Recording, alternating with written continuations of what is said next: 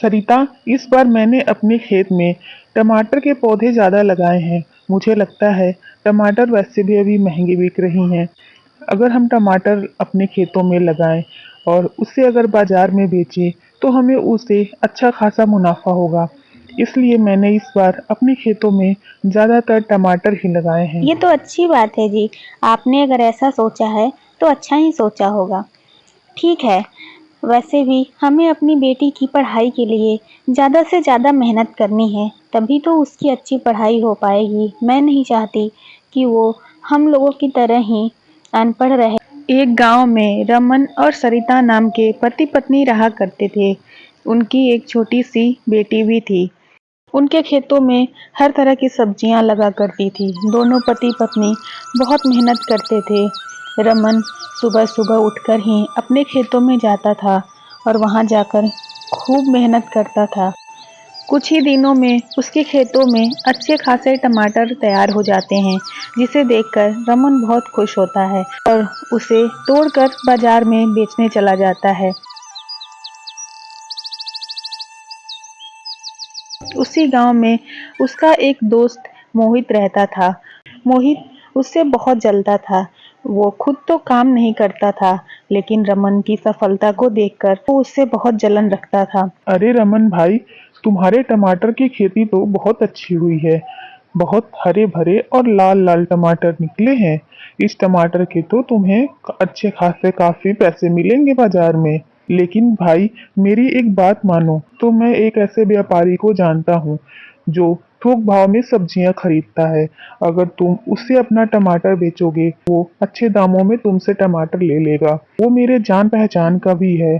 ठीक है मोहित भाई, अगर तुम कहते हो तो मैं उस व्यापारी से अपनी सब्जियां बेच दूंगा। तुम उसका, मुझे तो सब्जियां बेचनी ही है, चाहे जिससे भी बेचूं। अगर वहां पे अच्छे दाम मिल जाएंगे तो मैं उसी से बेच दूंगा।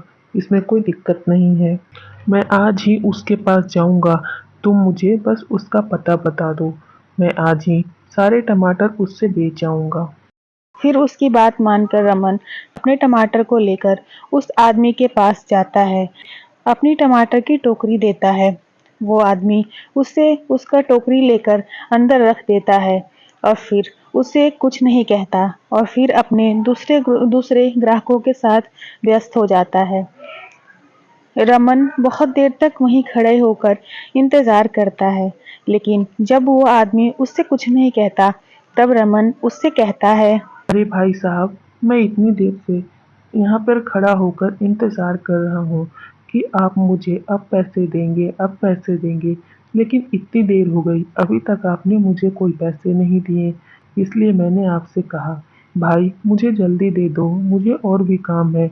मुझे खेतों में बहुत काम है, मुझे जाकर अभी काम करना है। आप मुझे मेरे पैसे दे दो तो मैं जाता हूँ। फिर मैं दोबारा कल लेकर टमाटर आऊँगा। अरे, ये क्या बकवास कर रहे हो तुम?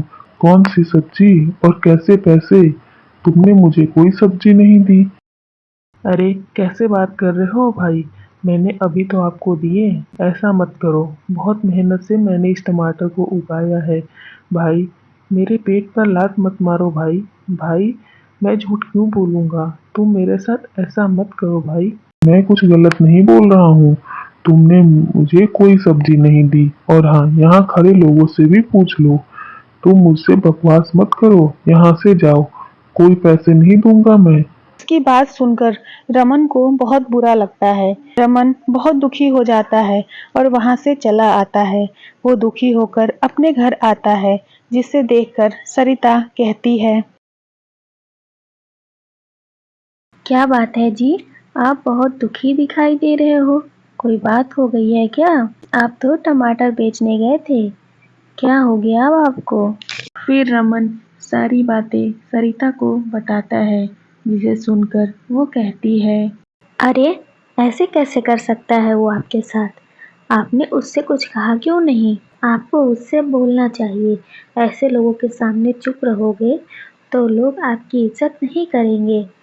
ऐसे लोग प्यार से नहीं समझते हैं। ठीक है, आप चिंता मत करो।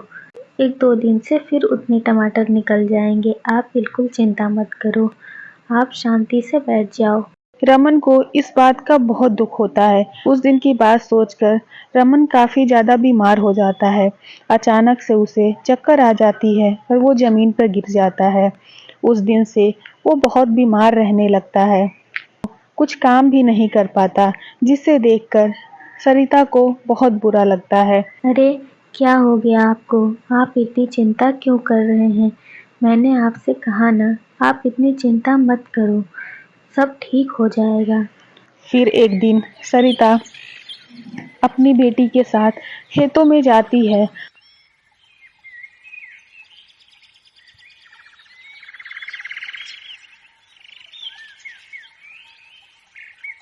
और वहां जाकर अपनी खेतों की मिट्टी की खुदाई करने लगती है।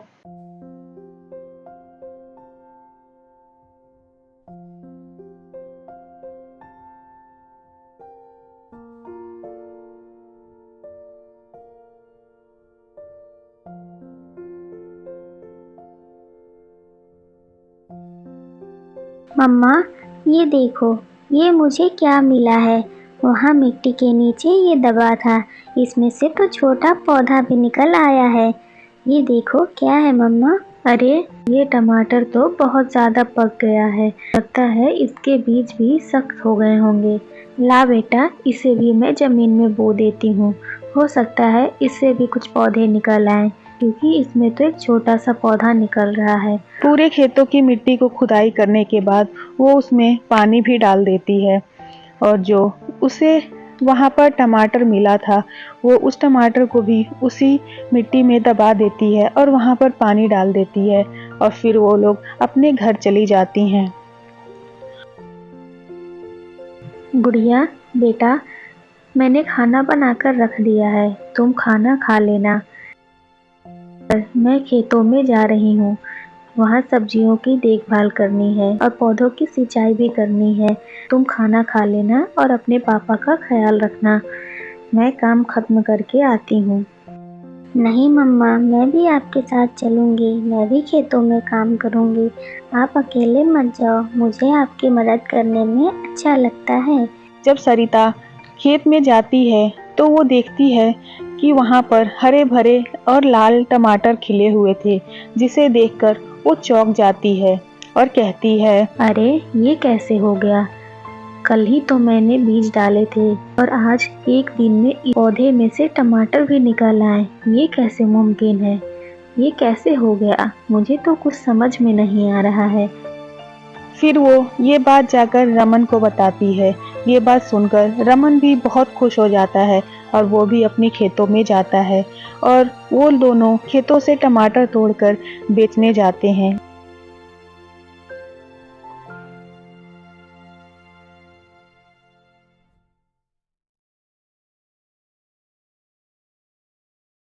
लेकिन वो लोग देखते हैं कि वो लोग जितने भी टमाटर तोड़ते उस जगह पर उसी पेड़ में फिर दोबारा से टमाटर आ जाते।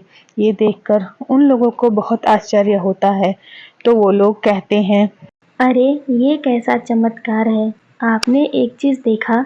हम जिस पेड़ से टमाटर को तोड़ते हैं, उस पेड़ पर तुरंत ही दोबारा से टमाटर निकल आते हैं। मुझे तो ऐसा लगता है ये कोई साधारण नहीं, बल्कि एक जादुई टमाटर का पेड़ है।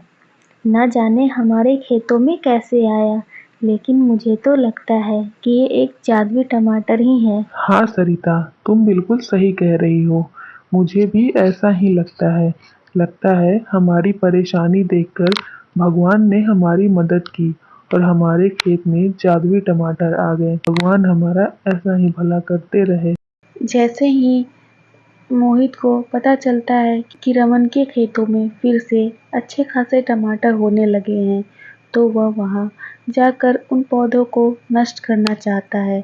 जैसे ही वो पौधों को छूता है, उसे एक करंट सा लगता है और वो नीचे गिर जाता है। फिर पेड़ों से आवाज आती है, खबरदार जो हमें हाथ लगाया तो हम साधारण नहीं बल्कि एक जादुई टमाटर हैं। अगर तुमने दोबारा हमें नष्ट करने की कोशिश की, दोबारा ऐसा करंट लगाऊंगा कि तुम जिंदा नहीं बच पाओगे। जिसे देखकर मोहित बहुत डर जाता है और वहां से भाग जाता है। फिर ऐसे ही दिन गुजरते जाते हैं। रमन और सरिता रोज टमाटर तोड़ के बाजार में एक दिन में कई बार बेचते हैं, जिससे उनका अच्छा खासा मुनाफा होता है और उनकी धीरे-धीरे उनकी हालत सुधरने लगती है और वो लोग खुशी-खुशी रहने लगते हैं।